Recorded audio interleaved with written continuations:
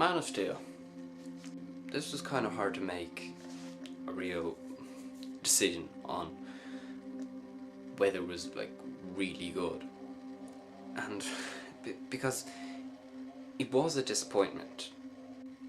The reason for it being a disappointment is, I guess it's just not what I expected, not what a lot of people expected, because it's a disappointment to a lot of people. My reason is the same kind of for a lot of people, and that is there is too much action. I like action in movies, but not the amount that's put in this. Now, that's not to say that the visual effects of the action are not good. They are amazing. They really are amazing. Like, it's pretty shocking, the stuff that you see. But then after a while, I was kind of thinking, oh, this is just too much. But other than the action, is there anything else? Well, yeah. I mean, there are moments in it that seem, well, okay, a moment or two that are a bit forced. One, I don't even know why it was put there, actually. So it's not to say it was a bit forced. Some woman says that she thinks Cal is kind of hot, and me and my friends, the three of us were thinking, like, why was that there? Because it just seemed so out of place, and I was thinking, okay, I'm supposed to laugh at that, but that's not really funny. That's just kind of stupid. And then there's this other bit, but the whole Superman thing. They actually say Superman at one point, and it doesn't really work. Because Superman in a movie like this, it doesn't really seem right. Because Superman seems like, hearing Superman, you wouldn't think, well, like you would be thinking something like what's been done before and something stupid. And in this you'd want to hear Man of Steel, but they actually say Superman at one point, and it's not, and they do it in a way that's what they're calling him. And something I'm hoping for the sequel is that they don't start calling him Superman like a lot throughout it, because that would be kind of stupid. Not that I have any real problem with the name Superman, but I don't think it really works if, like, the title of this is Man of Steel. I know obviously Man of Steel means Superman, but I think it's more interesting if that he's just kind of this thing, then he doesn't have a name. Like, people can just maybe call him whatever they want in the world that this is set in, rather than what he is usually called, being Superman, or Kal-El, what he's actually called, or he could be called the Symbol of Hope. Symbol of Hope, actually, that's something I think the whole Symbol of Hope thing, I think, it's actually pretty good, pretty interesting. Like that the S actually doesn't stand for Superman. That's for a Symbol of Hope, because that's what S is on Krypton. I think that is something that's been said before in some other comic. Maybe I've never read any Superman comics, and I don't really know much about the origins of anything outside of the movies. But yeah, I like it. I don't know if it's entirely original, but it's good. Russell Crowe, I think he's the best actor in this. He is an Oscar winner. I don't know if there's any. Well, there is Amy Adams who's also won an Oscar, but she doesn't really stand out as, like, I wouldn't be looking at that thinking she's someone who's won an Oscar. Russell Crowe, on the other hand, he's really good. He's, I mean, from Les Miserables, I mean, he's all right in that. I mean, I don't have as much problem as most people do with him in Les Miserables.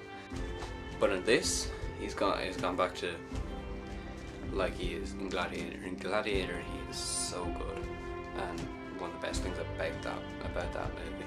I mean, just his performance in this, it did remind me of his performance in Gladiator. Henry Cavill, yeah, he's a really good Superman. Or yeah, I'm saying Superman because that is kind of what he is. But yeah, no, whatever. Yeah, I can't really say what it is exactly that's so good about him. But I mean, it's been said before that he looks right, and he does look like Superman. I think his voice is actually pretty good, especially I don't know, just kind of one moment in particular. I think when he's talking about, you know, that the S is not an S. Just the way he's saying that, it's I don't know. I think it sounds pretty good. Something else that I don't like about this is Michael Shannon. People said he's really good in the part, but I think he's so not right for the part. I mean, I think he seems like he's pretty good in other things, but in this, I don't know. It's his voice.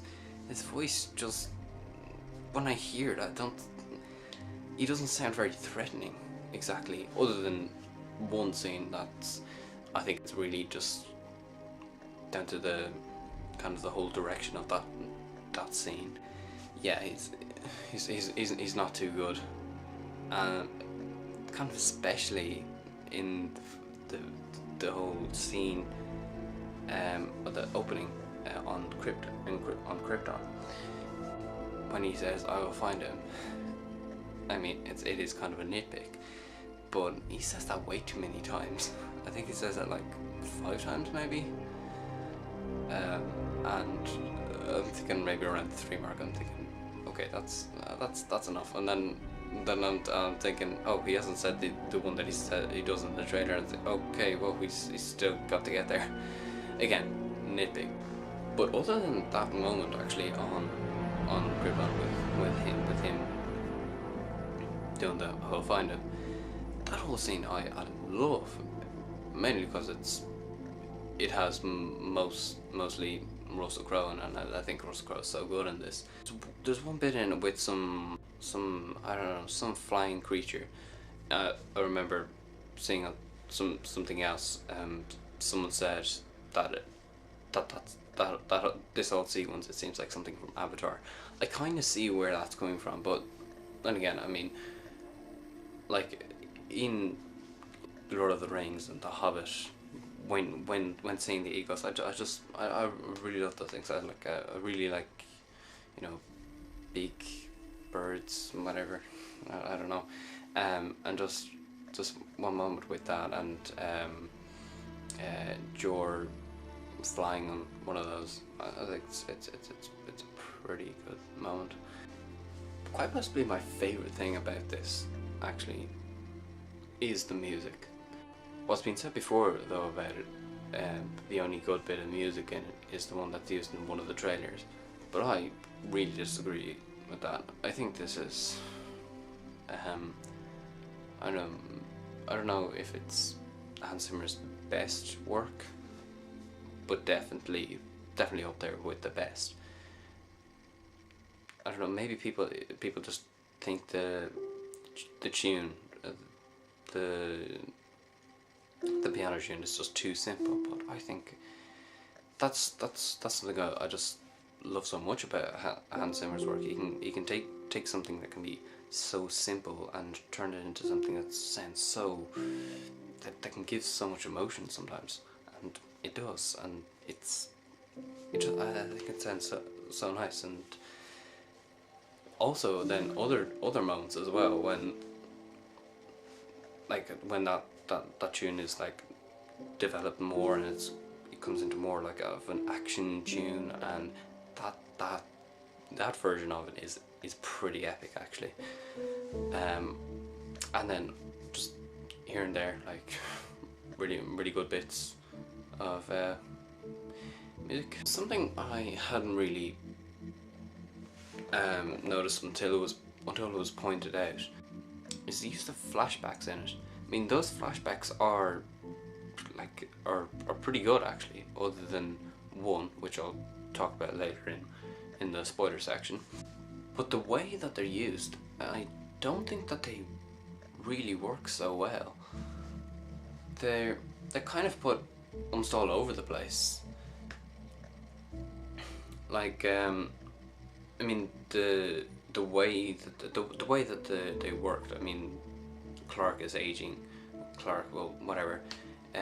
He's aging in the right order, but I don't think there's anything that comes before exactly that really says that a flashback needs to happen at this moment. Unlike in Batman Begins, where I think it's done like really interesting. Like some line is said and then it's kind of like a pause and then it goes into a flashback, and yeah, that works. But yeah, here it's a bit all over the place, kind of. Now here is the spoiler section of the video. So yeah, if you haven't seen the movie, then don't watch this unless you really want to hear like an in-depth thing and you don't care about spoilers. Then yeah, sure, watch on. Okay, so I think something really something that bothers a lot of people is General Zod's death. To me, it wasn't so much that like Superman kills someone. I mean, that's a bit bad, but to be honest, he does scream about that, and that kind of says to me, at least, that that's something he never wants to do again. He never wants to have to really kill someone. But it's the fact that like General Zod is like shooting his lasers around, and he's going to hit some family, and if Cal doesn't do anything about that, then the family will be killed by General Zod. But I'm just kind of thinking, the way that's done, they make it look like this is the worst thing ever. I mean, obviously it's kind of bad, yeah, a family dying, but to be honest, General Zod and Cal, they fought so much. They crashed through so many buildings, and who knows how many people they could possibly have killed in all that destruction. And that's another thing actually. The amount of buildings destroyed in this movie is just insane. I mean, as I said earlier, like, it just made me think, whoa. But I'm thinking like, whoa, the amount of money it's going to take to rebuild that, and it's going to be a sequel. I mean, what's going to be happening in the sequel? And actually, speaking of the sequel, yeah, I'm interested in that. They put in this Wayne Enterprises building. I think it was definitely something to do with Wayne at some point. But Batman and Superman, yeah, I'm not too sure. Something else that kind of bothered me. Not too much, but maybe kind of think, why is this here? Now there's this moment where it shows 3 people from the Daily Planet, only one of which we actually know anything about, which actually pretty cool. Is played by Lawrence Fishburne. I think that's a second name as well. There's someone trapped underneath some rocks, and it's made to look like this is someone who really needs to get out. Of course, like, yeah, they need to get out, but he keeps on cutting from them to all the crazy stuff that's going on, and I'm thinking, why? I mean, what's so important about them? I mean, what's more important about them than the tons of people who probably could have been killed in all the destruction caused by Cal and General Zod? Another thing, actually, there's, I don't know what her name is, but some woman who is on the same side as General Zod, who I remember being very good, but I don't remember why exactly. Her and someone from, I think from the army. Yeah, there's something that happens between them. I don't know, there's some line, I forget now what it is, that something about dying. I think that she says to him, and then he later says it to her when she dies. And I don't know, that whole thing, that's something that I didn't really think was too necessary. Like, I didn't really have too much of a problem with the two of them. Well, more with what's her name. But this guy, he didn't really seem like much of a big guy. Although, actually, like, please correct me if I'm wrong. But like, my friends told me that he's the guy who kind of really saves the day, and if it weren't for him or something like that, then they'd be all doomed. I don't know, whatever. But I don't remember it being this guy. Like, I remember it being someone else who puts the what's it called, the key, if it is, yeah, the key into, I don't know exactly what it is, but the thing with that, with the symbol on it into the machine, which does thing. I really don't remember that whole bit too well. But I could be like really mistaken with that. Maybe it was him. I mean, my friends were pretty certain it was. But yeah, I kind of forget things sometimes. I guess I just got distracted by other things and didn't seem too memorable for some reason. But I'm surprised I didn't remember it if it did happen, because it seems like a pretty big deal. I'm just remembering it differently, I guess. There's another thing, actually. At the very end, they're playing the really good Hans Zimmer music. Then there's this bit where someone from the Daily Planet is offering some tickets to something to someone else, and then it was the Lois Lane, I think. I'm thinking, why is that? What's that doing here? That's completely irrelevant. And then Clark comes in, and then I'm thinking, okay, yeah, that definitely needs to be there. I think that thing that he does get in, and then Lois and him, they look at each other and they're like, she's like, I know who you are. Although, I mean, to be honest, everyone should know who he is, or at least a couple of people from those ones from the Daily Planet who were shown earlier on, the like getting away from the thing. But it's kind of more with Lois and him, because they saw each other way before he decided like he needed to be, you know, the Man of Steel, Superman. But something that I wasn't really too sure about is the death of Jonathan Kent. Yeah, that whole tornado bit. Okay, like, I don't mind too much that it isn't just something simple like a heart attack. Although, I mean, I was saying Jeremy Jahns, he makes a good point that it is a bit better that, like, it is something you can't save. You can't save someone from a heart attack if you're Superman, because you can't save everyone. But what kind of annoyed me really about that is just that he really could have saved him. I mean, come on, there were only a couple of people. I mean, people have seen Cal do things before, Different people have seen him do be all Kryptonian before.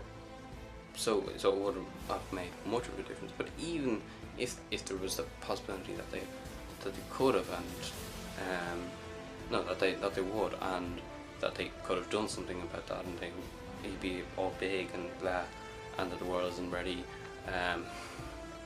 He could have done it in a way that he could have like hidden from them and gone really fast or something like that.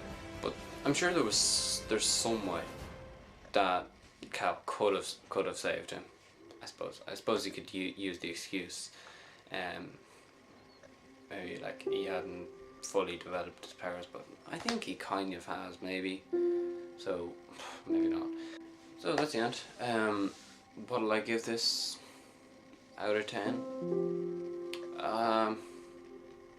I'd say I'll give this maybe 7.5 out of 10.